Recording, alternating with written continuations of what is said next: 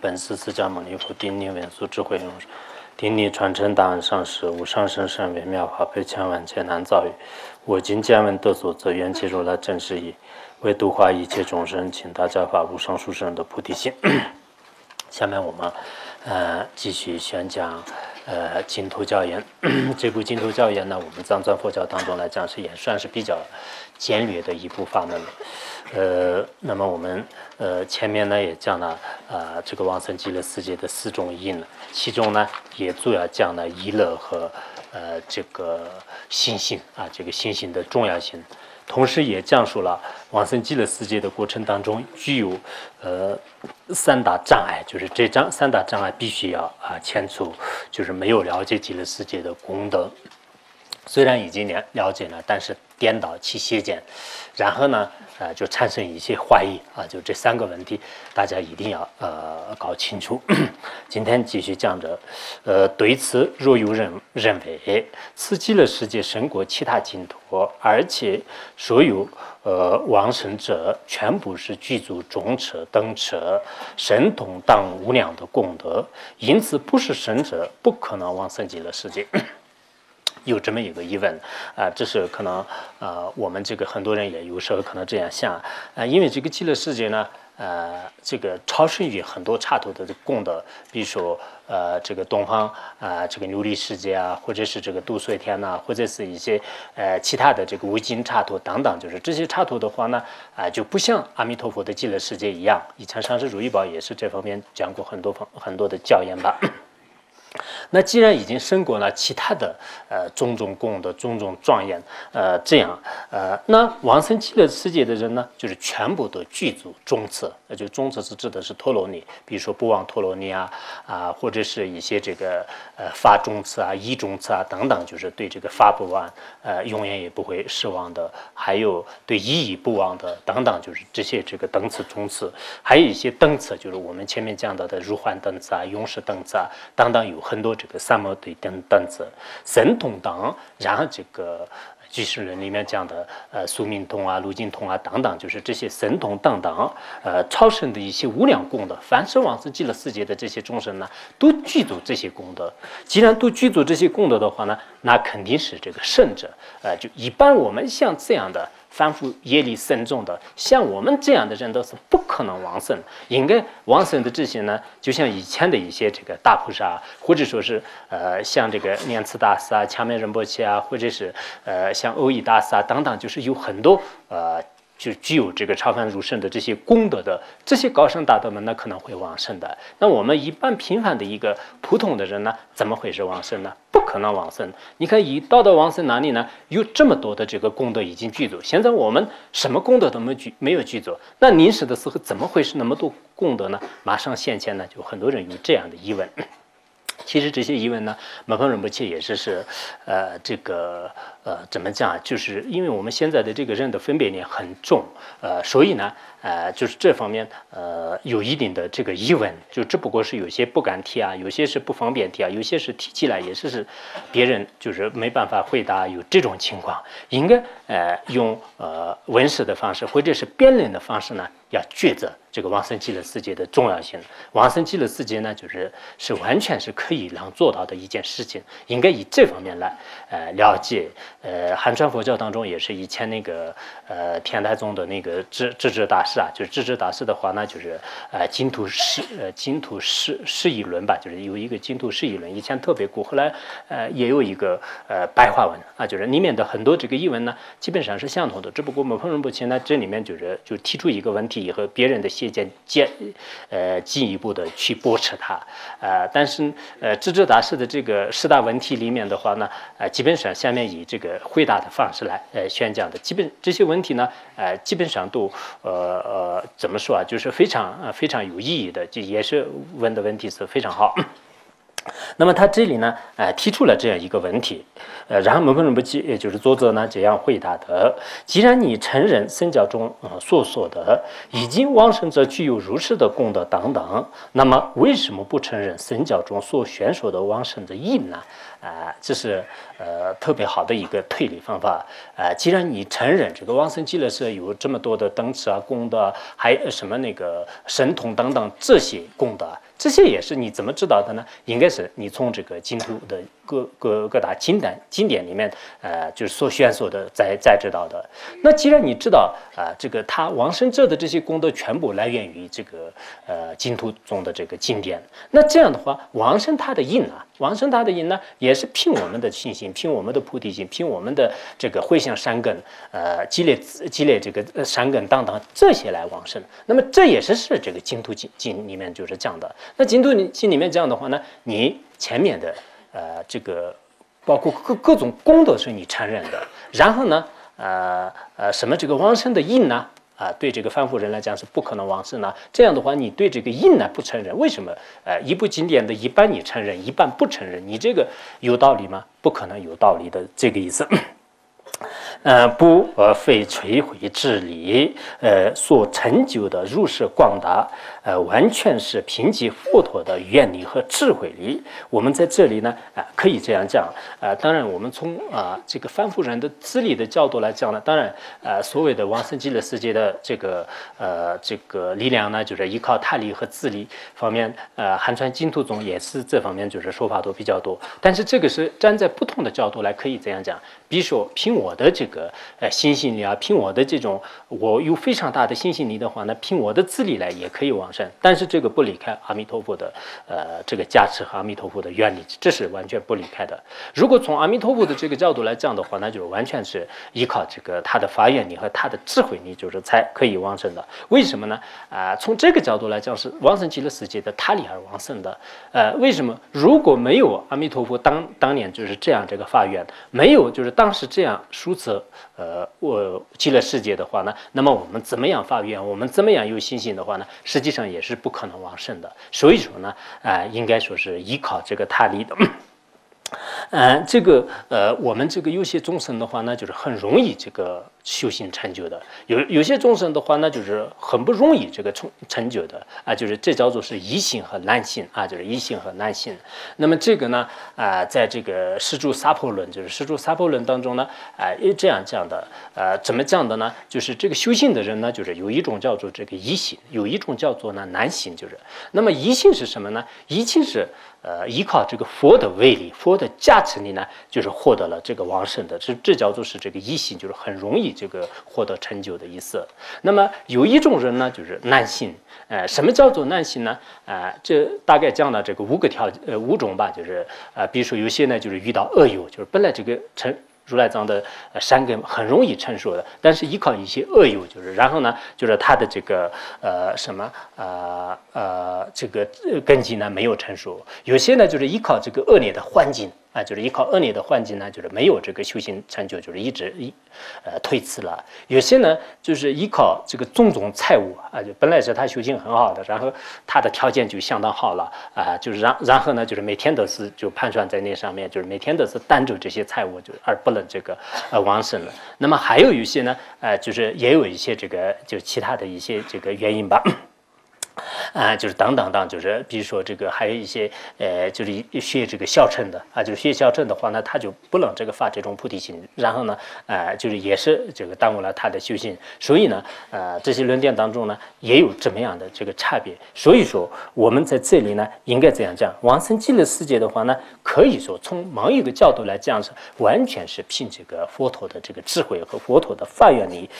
导致，而并不是众生各自的能力而形成的。如果众生各自的能力而形成的话呢，释迦牟尼佛或者阿弥陀佛当时没有发愿，也是凭我们自己的能力来往生，但是这是不可能的。一定要具有阿弥陀佛的这个加持和原理的前提下呢，我们这个希望往生就是也有这个机会所以。有时候呢，前一段时间我们这里有个道友也是问，比如说有一个这个亡人亡人的话呢，就是当时他就是往生极乐世界的什么这个意念呢，就是就不是特别的强烈，但是一个上师呢，就是对他进行超度。进行超度的时候呢，根据历史记载，应该有很多人呢，就强迫就是往生的势力是应该是有的。那么这种情况是依靠是自力还是依靠他力呢？我是这样认为的。一方面呢，如果自己的力量一点都不具足，完全是依靠上师的能力，也可能是有困难的。但是呢，比如说下面有一个这个亡人，这个亡人呢，就本来都是对往生极乐世界，就比如说心心性不是特别的大。但是我对他超度的过程当中呢，超度的时候呢，我一念阿弥陀佛的这个名号的时候啊，就是这个时机非常成熟的话呢，那么当时这个中医生呢，他对阿弥陀佛呢，就是马上这个升起信心，马上这一刹那间当中呢，他就发菩提心。所以我们前面所讲的4种因呢，当他在这个我正在给他念破瓦的时候呢，就是很有可能就是这个中医生呢，就是马上具足这些4种因，就是因为这也是依靠阿弥陀佛的这个加持呢。其实我们相续当中对佛的这个信心呢，然后像法院这个往生呢，相续当中是有菩提心呢，这些都是诸佛菩萨和上师的加持是不离开的。如果没有这个价值的话呢，好像我们对这个法门呢。就心虚索然，就是不一定有就是很大的这个心性，就是所以这个呢，就佛的加持是不离开的。在佛的加持的前提下呢，很有可能就是我们对别人超度也好，或者是我们自己平时呢，我好像对这个往生极乐世界没有很大的兴趣，但是我当下在临终的那一刹那间呢，我特别向往生啊，就是我对阿弥陀佛的心性特别强烈的话呢，这一个念头马上这个起作用啊，马上就这个起作用，所以呢，就往生就是有可能的。在这个刹那间当中呢，所有往生极乐世界的4种形态的因呢，应该具足，就这也是我们不可否认的。所以可以这样理解，如果这是一个问题，我们这些怎么说啊？就是这些问题的话呢，希望大家还是应该好好的分析，然后那个汉传佛教当中也是有很多这方面的资料，就是这方面的资料，就怎么说啊？就是自己对自己应该做辩论，看我自己相续当中我不会往生了，有这么样的念头的时候呢，我们用这个。智慧来对它进行剥夺，就是在这个过程当中呢，我昨天所讲的一样，就如果你跟着的话呢，应该就是自己的疑问自己来这个解决；中跟者呢，依靠这个上师和道友来解决；下跟者的话呢，可能就是也无所谓的，凡是我就这一天只是吃得饱穿得暖，就除此以外没有什么多的相，就是这种人呢，跟这个旁生呢没有多大的这个差别，因为这个旁生的话呢，就是有这样的一个愿望和理想呢，就是旁生都有，所以呢，我想我们作为修行人的话呢，自己对自己的未来，自己对自己的这种。怎么说啊？就是对重大的一些事情呢，不得不考虑。像在这里，大多数人的话呢，也不是少年，就是应该说成年和一些这个老年人呐。那么这些人，一般从实践人的讲的话，那这些人呢，应该这个就是对自己的这个家庭啊、工作啊，很多方面是应该思想是算是成熟的了就是我这个家庭是怎么过啊？我这个工作是怎么过啊？我这一辈子当中是如火如荼。但是我们作为这个大多数的这个出家人吧，就是我们现在这个范围呢，就是出家人，很多出家人呢，这方面就是不用出的，不用考虑的。那这样的话，我们每一个人呢，我的这个未来是怎么样？我怎么样修行？我怎么样利益众生？我临死的时候我怎么办？就是这方面应该值得考虑。在考虑的过程当中，我想往生极乐世界呢，最好的一种方便方法。所以在这个时候呢。你觉得是不能往生了，就是我这个不可能往生了，就是很多可能会分别念。那么这些不分别念出现的时候呢，你说我为什么不能往生？就应该自己对自己就应该就是自问自答，就是有这个必要。如果有人说经中所说的念佛号，便可往生净土当一，乃是别是一趣，其密以为一旦获得生者果为一合，得了一地菩萨一合啊等等，才可以往生。就是有些人是这样讲的，因为我们以前学习大圆满信息修习大乘书啊，很多论点里面也讲过，不了义的一些经典的话呢，它有这个4种秘密、4种依据等等，就是这样讲过。那这样的话，有些人呢这样讲的。经典里面虽然已经说了念诵阿弥陀佛的名号呢，就是可以往生，就是这个说是这样说了，但是这个说法呢，实际上是不了义的就是这种说法是这个不是很了义的，不了义的话，为什么呢？它是这个别是依据，这4种依据，菩提伽罗依据啊，然后这个别是依据啊，由于4种依据当中的话呢，它是这个别是依据，别是依据是什么呢？就是我们这个死完了以后的是不能往生的，但是以后就是未来呢，就是可以往生，所以呢，就佛陀这个针对以后往生的。这个谜语来，就是现在就让往生，就是让往生那么并不是当下往生，就是并不是死完了以后立即就往生，只不过是在以后能往生呢，所以就是佛陀呢，就是为了就是印证一些众生的根基，而说是你要念佛号就可以往生了，有这样就别人是这样讲的，所以呢，我们这个先念佛号，然后再过了这个无数劫啊，或者是一个阿僧祇劫以后，获得了这个一地菩萨，获得一地菩萨以后呢，他有身边和神通，有自由自在的这种能力。这个时候呢，你就可以超越这个世界，就是到这个一个这个刹土以外的往生极乐世界。否则的话呢，我们凡夫人怎么能往生？我凡夫这样的一个人别说是这个死的时候到这个极乐世界那么遥远的地方，你去美国也是很困难的。所以我凡夫人肯定不能跑得那么远，应该是这个话呢，是一种别是一趣的语言。也就是说到底一点的话呢，释迦牟尼佛是为了有些众生一些难度的众生呢，像给这些众生而讲的，实际上是这是一个不疗愈的经典啊。有些人是这样以为的，确实是以前也是听过啊，往生极乐世界这是不疗愈吧？这个有这种说法，但实际上这些人呢，我们学过如中论和有些这个大乘经典，比如说这个《戒深密意经》呢，就是这些经里面什么叫做疗愈，什么叫做不疗愈，就是这些疗愈的条件和不疗愈的条件呢，已经讲得非常清楚。如果是不疗愈的话呢，我们如果这样承认的话呢，有一定的理证妨害。就是从理论上呢，根本说不过去，就是这样呢，才叫做是不疗愈的这个经典。但是我们这个死亡呢，以后呢，你既能往生极乐世界，这个道理呢，根本不会有任何理证妨害。就是下面我们也是这样回答，就是这个问题还是很重要的。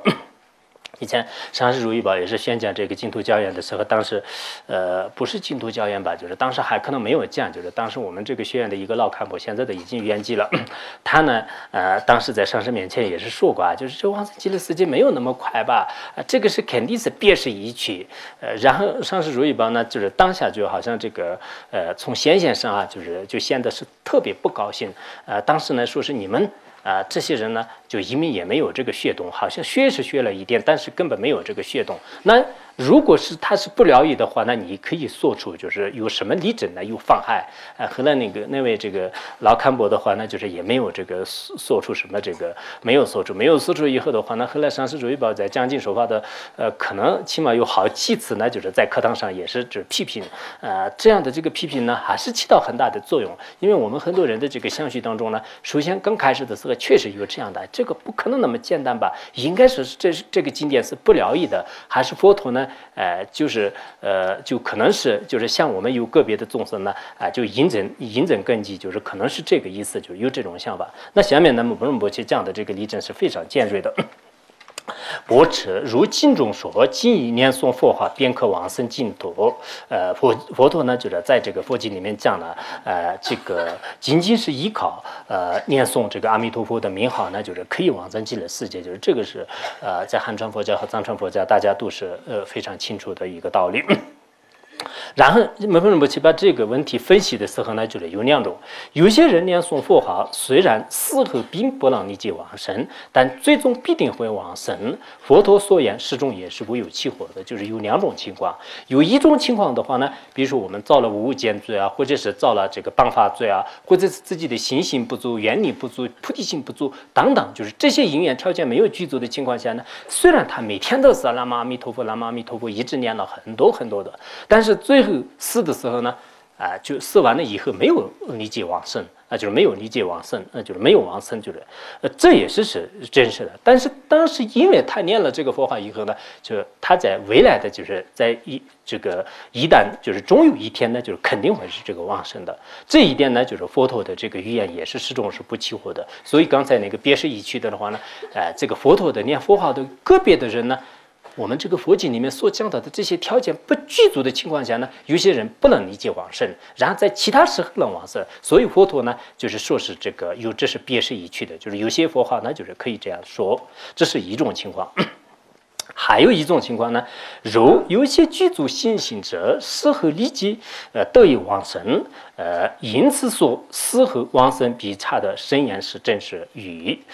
那么有一种人的话呢，他前面的这些往生极乐世界的四种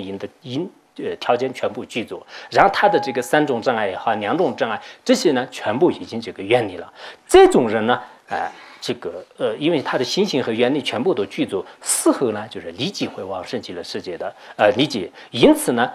就是佛陀说是这个念佛好的人呢，就是死完了以后立即往生极乐世界，这个话也是真实不虚的啊，就这也是真实不虚的。也就是说，这个成别识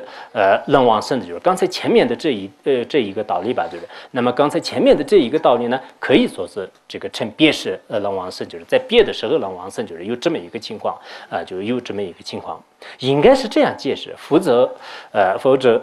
谁能够说所有的自从佛法者均可往生当，绝对是指他是将成熟之意呢？这个可能谁都不能说，这一句话非常重要。我们当中有没有能敢说？如果敢说的话呢，你们站起来可以就是给你就是大奖励。当然你要这个能说出有一定的依据。谁能说呢？就是谁有理由说啊？所有的次佛法的，不管是念阿弥陀佛也好，或者是释迦牟尼佛的名号也好，凡是具有这个四种往生极乐世界的四种因的条件下呢，念佛号和不具足的这些呢，凡是念佛号的这些呢。就是读这个往生极中插图的话呢，不是立即往生的，它就是在其他时候，在过了很多时间以后呢，才可以往生的。就是在别的这个时候呢，就是成熟的。当时立即呢不能往生的，谁如果有这样这个能说的，有没有？就是如果有的话呢，当然是你就可以说出来，但你的依据呢，就是必须要充分。因为人的业力、缘分、根基、次第都是无量无边的。我们这个在座的人当中的话呢，确实是今生当中的一些业力啊、根基啊、缘分啊、善根啊，这些都是也是无量无边的。无始以来的这个人的根基和这种善缘呢，就是也是无量无边的。再加上呢，就是对此佛陀的幻变，就是阿弥陀佛的这个加持力啊，他的幻变啊，他的这种这个什么这个智慧力量的话呢，也是无量无边的。以听闻佛法，也会有死后立即往生极乐世界者。所以呢，在这么多个人当中，听闻佛法、念诵佛法以后呢，死后立即往生极乐世界的，这是必定是有的，就肯定是有的，会有的。对此无有任何逆证能破。那么这个道理，我们就在不管是什么样的人面前呢，可以说是大胆的可以说就是大胆的说，我们只要是去除这四种因的时候呢，这些人当中肯定会有往生极乐世界的。我们大胆的这样说的话呢，那么对这个道理，任何一个具有可靠、确凿的、颠簸不破的这种理证来害我们的，也就是说是驳斥我们、反驳我们的这样的这个理论呢，在这个世界上是找不到的。就是摩诃仁波切在这里，就是特别这个有力的一个话呢，就给大家就是明示的，就是。所以我想呢，我们这个在座的人当中也是，我想肯定是找不到的，因为所有的念佛法的人呢，我们这个佛教也并不是讲是一定是往生，这是汉传佛教也是不承认的。这个1万个人念佛法，万人全部都是往生极乐世界，这也是这个净土宗自古以来也是并没有这样承认。但是我们很多人当中呢，就是一心一意的、专心致志的念佛法，然后具足上面所讲到的这4种因。前述上面所讲到的这几种这个障碍，这种情况下呢，那么这个人是一定会是往生的。以前不管是业力怎么样的慎重啊，烦恼怎么样的这个严重啊，怎么样的话，实际上可以往生。那么我们有些人说是这些人肯定不能往生，那你不能往生的话呢，你应该给我拉出一个就是确实可靠的一个证据来。但是我看我们在座的人这个回去以后，大家还是应该好好想一想，这些是个比较大的问题。我们平时我们凡夫人呢，相续当中有很多的一些这个分别念就纷纷的这个呈现。那么这样的话，这些分别念有些是真的有一些力量的，有些是没有力量的。看我们的这个分别念产生的时候呢，你觉得是有没有这个证据？摩诃仁波切这个校正这些这个推理的话呢，其实采用一些佛教的逻辑和因明的一些推理来就是进行辩驳的。如果我们有的话呢，我们佛教也并不是像正因为是这个净土宗说的，正因为是我们的上师说的，不能这样的。你看这个真正的一些佛经的教义和因明的推理，这两个结合起来来建立往生极乐世界的这个合理性。在这种合理性的建立的过程当中呢，看看有没有这个人这个敢诽谤的。确实是，是没有的，因为现在这个魔法时代的时候呢，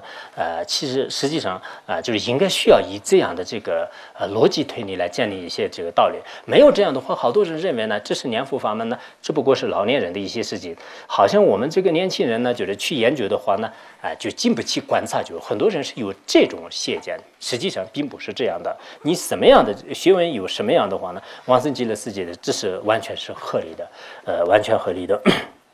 那么这个问题，大家应该可以这样讲。有人认为，假使升起了修行等圣者的正我，然死后呢，立即往生。可是现在根本没有这些殊胜的功德，所以死后也不能立即往生极乐世界。这个刚才问题呢，基本上是也是相同的。有些人呢这样想的：如果我们这个现在呢，就一直在精进的修着，如果在基层当中获得了一些往生极乐世界的各种功德先前的以后的话，那么我们这个死完了以后呢，马上往生也是可以的。但是现在我们这些人呢，不管是怎么念佛也好，不管是怎么样呢，好像凡夫人的这个身体和心情呢，一直是没有改变过。这样的话呢，我死后立即往生的是不可能吧？很多人有这样的一种怯懦性，这就是我们的特别大的一些毛病啊，就是最大的一种毛病。我们都是这样想，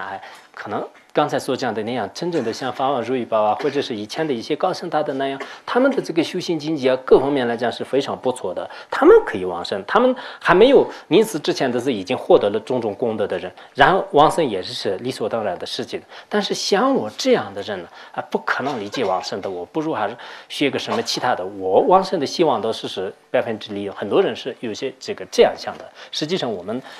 对自己的这样的一种侮辱，确实是不对的。应该自己对自己，你不管是怎么样，这个业力深重啊，怎么样烦恼深重呢？你自己对自己还是有一个信心，因为这些可靠的经典当中的话呢，确实，就凡夫人，具有一切烦恼的人呢，都有往生的这个机会。所以我也是遇到这个法门，说明呢，我是有一定的福报的人啊，就是有一定福报的人。那么我现在我的这个晚年，就是我从现在开始来至临死之间呢，我每天都是该念的这个阿弥陀佛的佛号来念，然后我每天闻思修行，好好的积累资粮。那么这也是并不是为自己享受快乐，而为了利益一切众生。种种的这些因缘呢，就是去考虑的话呢，就是一定是能往生的。这就是佛陀所说的。作为我们佛教徒的话呢，佛陀的这个金刚愿呢，一定要这个深信不疑。那么下面就是说，这个驳斥他的这种说法，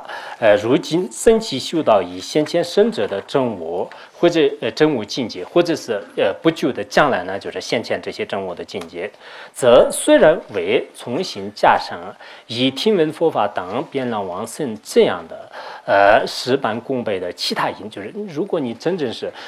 这个现在的是已经获得了现在的国位也好，或者现在没有国位，马上都已经获得了这样的国位，这种境界的人的话呢，你虽然没有加什么念佛哈，对阿弥陀佛生起信心啊，发菩提心呢，这些没有这个加这些其他的因的话呢，也就是必定是往生的，也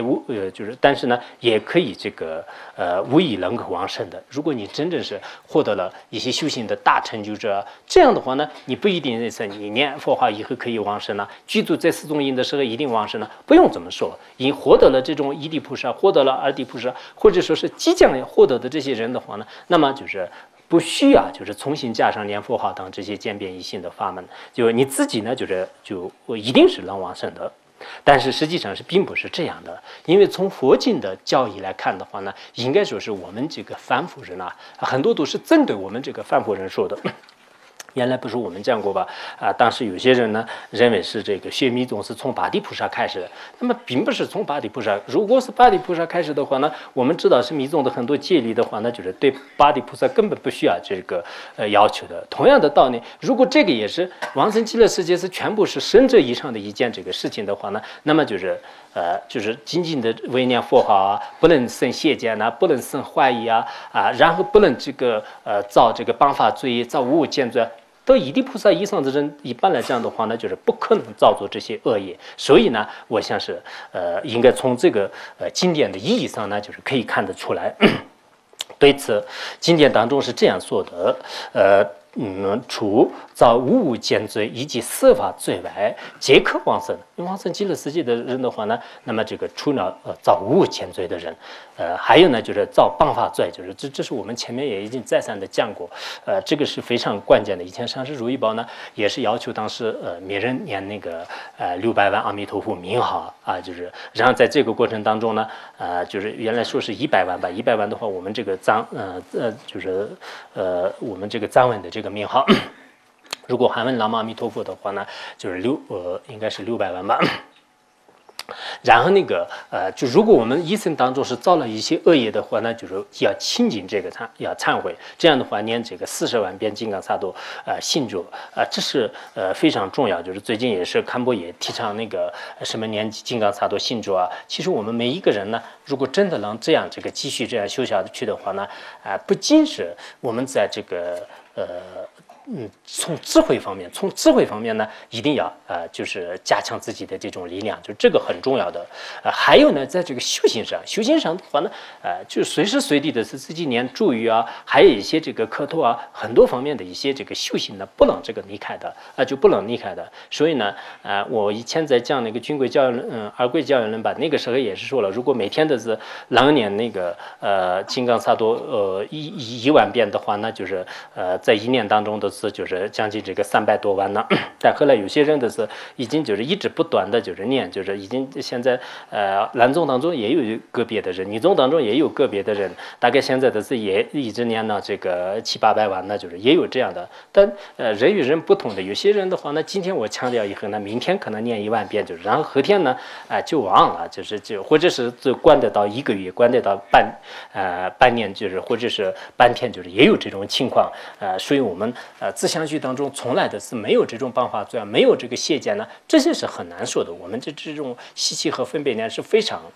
这个坏的所以为了铲除这些罪障的话呢，每天都自己对自己有这样的要求是最好的。希望大家呢我们上师如意宝呢，就是不仅是在理论上和修行上非常的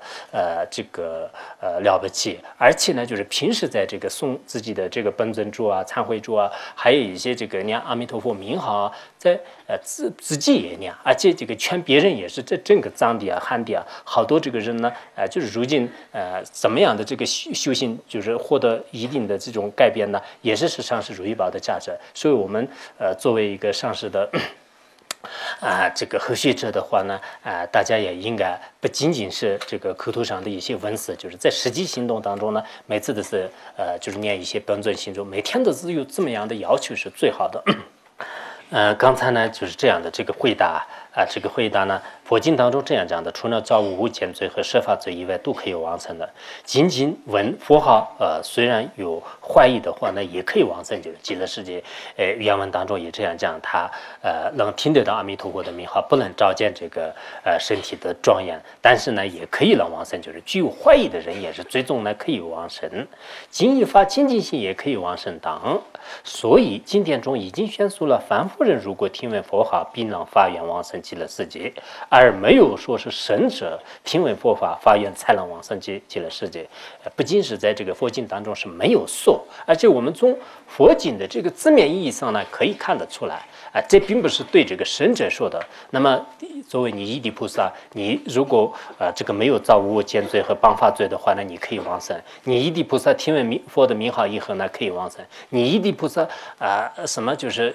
这个对往生极乐世界发清净的心可以往生等等，就是这些每一个问题，如果结合于依地菩萨的话，那都不合理的。所以这些都是针对凡夫人来讲的，应该这个针对凡夫人。所以我们这个凡夫人具有一切束缚的人的话那么往生极乐世界呢，就是最容易的一件事情。若有人问，此经的名义是指凡夫是发愿是为因，直到获得菩萨果位何才能往生极乐世界？所以摩诃仁波切呢，这几个问题呢，就是连续都是基本上有些繁体上面不同而已，就是都是这样讲的。让我看那个以前看过那个什么。就是那个智者大师的这个诗，净土释疑论呢，也是里面有很多的这个凡夫人呢，好像不能往生。我们很多人确实有这种这个心态，所以作为这个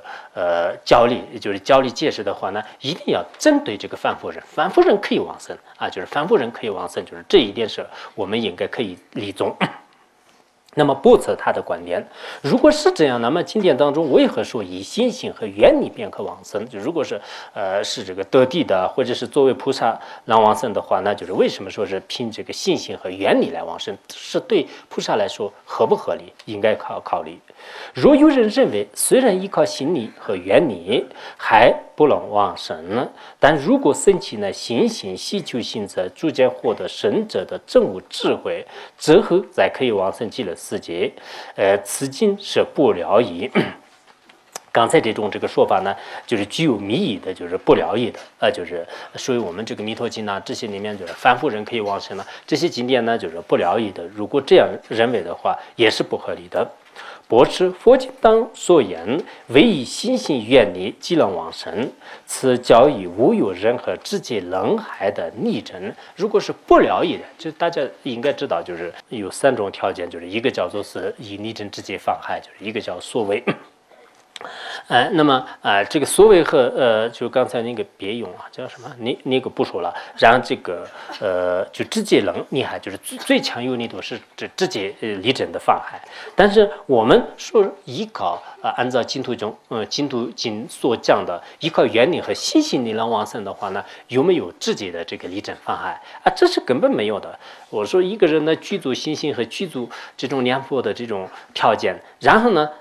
他不能往生，就是如果能往生的话，那如何，就是对逆证如何相违啊？就是有没有这样的逆证直接妨害，就是根本没有的。但是我们其他的不了义的一些东西的话呢，如果你自己字面上这样理解的话呢，有什么的这个逆证妨害，就是我们学英明和中观的时候呢，大家都非常清楚的。所以这个根本不是不了义的经典，应该是最了义的经典，最可靠的经典。你这样来理解。因为以佛陀的愿力和智慧力，如果能听闻佛号升起希求智心，那么仅依靠此等因之力，你们民众是便可显见佛的化身啊，就是你在民众的时候呢，就完全能照见这个佛的化身，阿弥陀佛的化身。对此升起信心增上呢，不忘正念等六无根，然后。我们还没有真正端起的时候呢，就是对佛陀和对阿弥陀佛呢，就是升起信心。升起信心的时候呢，自相续当中的这个生者的无根呢，也已经具足心根、精根等等，就是这些无根也具足，而且呢。在自相续当中，就以前没有具足菩提心的话，那就是菩提心也会具足的。然后以前没有具足什么其他的一些善根，其他一些善根的话呢，当下你的千百万的很多的这种质量都已经具足的。所以其他的有些这个经典当中的话呢，我们这个念诵佛号呢，让这个灭除啊，就是灭除这个81、91界的这种所有的罪业，全部就是得以清净，就是也有这样的这个说法。在短暂的时间里即可往生生者的道者，就是在短暂的时间，比如我歪气已经断了，内气还没有断，这个时候呢，别人就是对我这个助念诵阿弥陀佛，或者是自己呢对阿弥陀佛升起心情，这一个刹那间当中呢，我的无始以来的业力呢，就是全部依靠佛的力量和我的这个心性的力量牵出，然后我的相续当中呢，就是身边神通等，就是无量的这个功德呢，就是当下就是现前的。那么一刹那就是前念都是这个凡夫，后念都是圣者，就是应该有这么一个机会就是这么一个机会。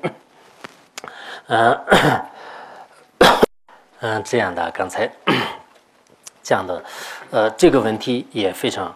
重要。我们有些人呢像真的还没有得到甚至果位之前的话呢，怎么会是短短的时间当中所有的功德全部聚焦，就是有这个怀疑的。实际上我们自己是孤陋寡闻，对佛经和论点呢一无所知的缘故。如果是真正是我们这个光文多学，对很多的这个经典呢都已经学习过的话呢，基本的道理应该会通的。我们这个时间上也是有很多这个不可思议的这些奇迹是频频会发生的。那么在佛教当中也是依靠佛的威力啊，这个一些菩萨的加持啊，或者是弥祖的加持啊，实际上是本来是一个人呢。就是在平常的时间当中，是依靠很长的时间来才能完成的东西啊，在这个依靠佛或者是依靠一些注意的这种力量的话呢，在短暂的时间当中也可以完成。比如说现在科技机器的这种发展吧，那么以前我们古人呢，就是依靠这个步行呢，能做这个8个月啊，就是1年当中的话呢，那么现在就是几个月或者是1天的时间当中呢，就是可以完成，就是可以完成的。我们以前从这里到这个加拿大，这个如果步行的话，那就是或者说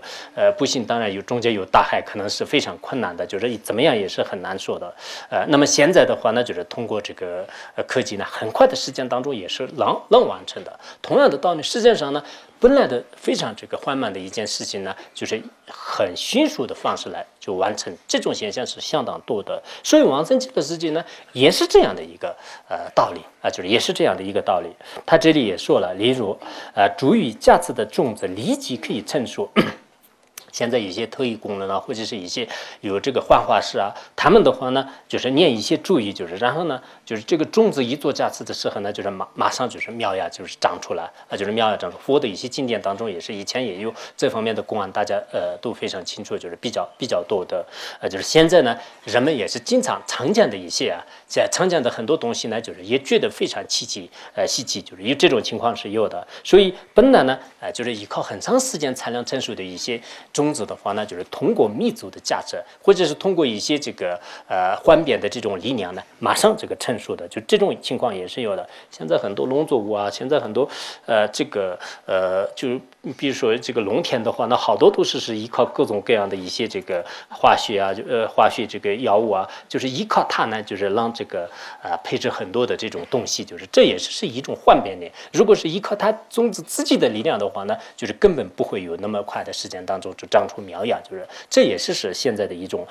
状况。同样的道理，不费力也可以退者，会有敦超而获得神者的智慧者。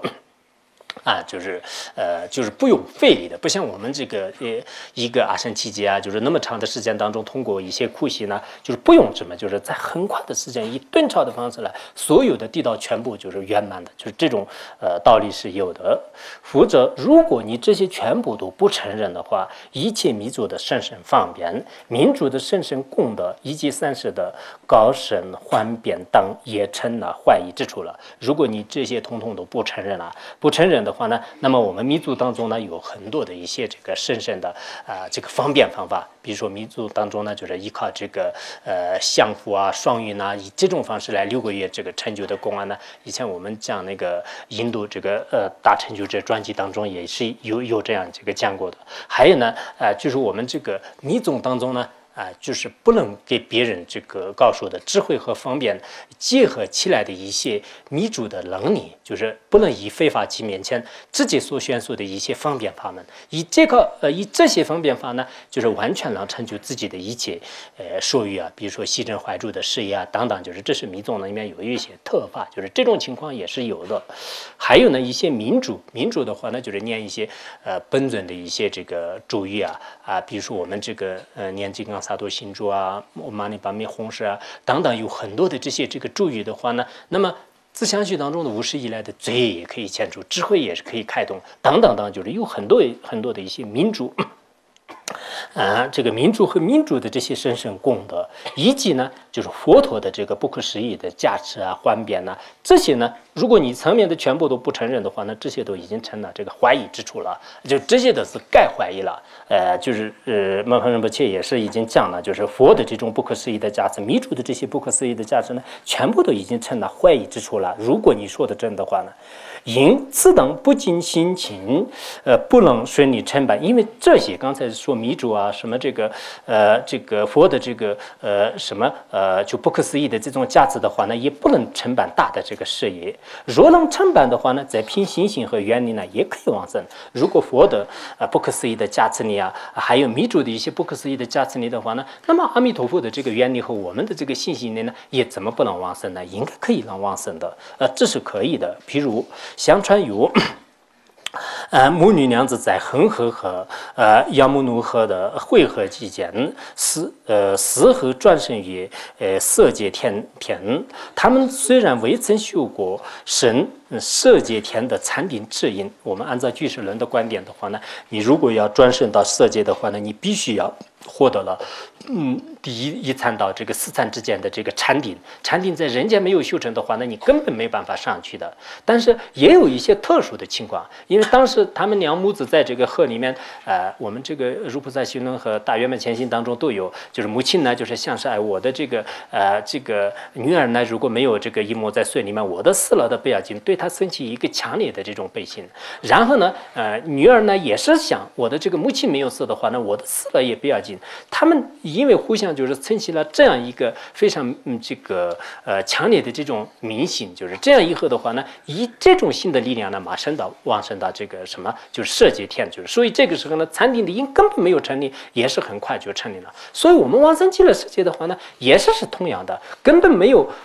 这个以前呢，就根本没有这个往生极乐世界的各种身变神通没有的，但是你在临终的当下呢，就是对阿弥陀佛升起极大的信心，或者是听到这个佛的名号的时候呢，以这个不可思议的力量呢，可以往生。我们谁有能力，就是这是绝不可能往生呢？有没有这样的这个能力？就是没有的。这是也是很重要的。所以这些比喻我是这样想的，就是这个净土教员表面上看来呢，还是只是这个十几片，就是没有什么的。但实际上呢，这里面也有很多的这个显宗密宗包括我们这个佛的深深的价值这些都是讲的这个特别清楚。因此，我们作为一个佛教徒始终都不仅是有一种智慧，还要承认一种信心。如果这个信心根本都没有的话呢，那么我们身上虽然披着这个袈裟，但实际上呢，跟这个实践的学术界的一些大学老师没有任何差别。你这个口头上讲的再怎么样天花乱坠，实际上呢，对众生的相续也没有，你自己的相续也没有。正因为你就不承认极乐世界，不承认佛的这个价值，所以现在有些学术界的这个道理看了以后的话呢，真的这个非常痛心，就是可以这样讲就是现在的这个还在世界上呢，就是非常出名的大法师而这个有些他们的这个传承弟子当中的当然是有两种的这是我们也可以看得出来就是也有这个两种，有些呢完全的斥责他的观点，有些呢也受到一些藏传佛教和其他的大乘佛教的影响呢也有一些这个随顺其他宗派的也有，所以我们学习的过程当中，我觉得是你们当中也是可能受其他的影响，有时候看见有些人的话呢，好像根本从他的这个人的行为当中，就根本发现不了一种信心的状态，就好像这个对这个佛陀呢，就是看着一种，这就完全是一种迷信，就是他们是什么样，学术界是什么样对待呢？我们往生极乐世界念阿弥陀佛名号，全部都认为是一种迷信如果是一种迷信的话呢，那佛陀就是告诉我们的这些经典是我们怎么样解释。有时候看来的话呢，他们也是智慧非常欠缺。佛陀在佛经里面讲的那么清楚，但是你把它当作是一种迷信呢，从你的分别念的这种学术哲学呢，就认为这是非常了不起的至高无上的一种理论。那这样认为的话呢，我想我们这个世界变成怎么样？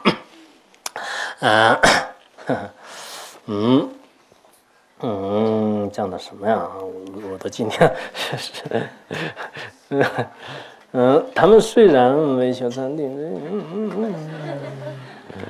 在哪？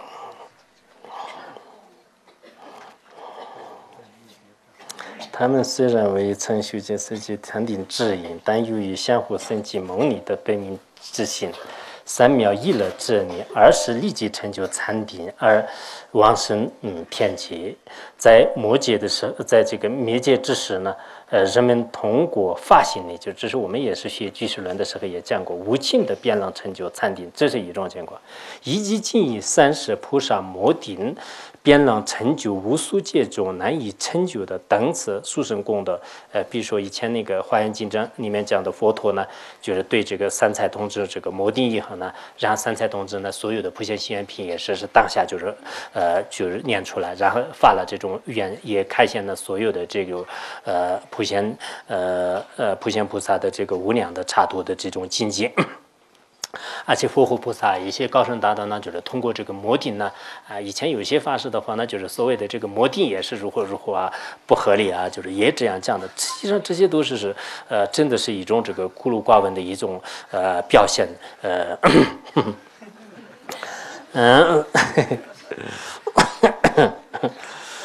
此理与上述的道理相同。好，今天讲到这里。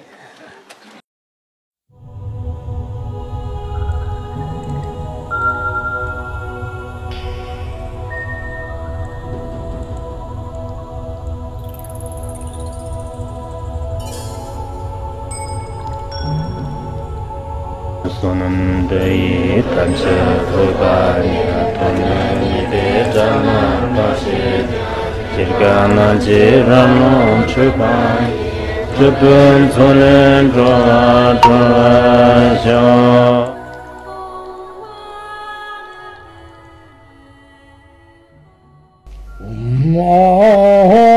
Bandaran gara badna asadar Bandaran gara badna asadar Bandaran gara badna asadar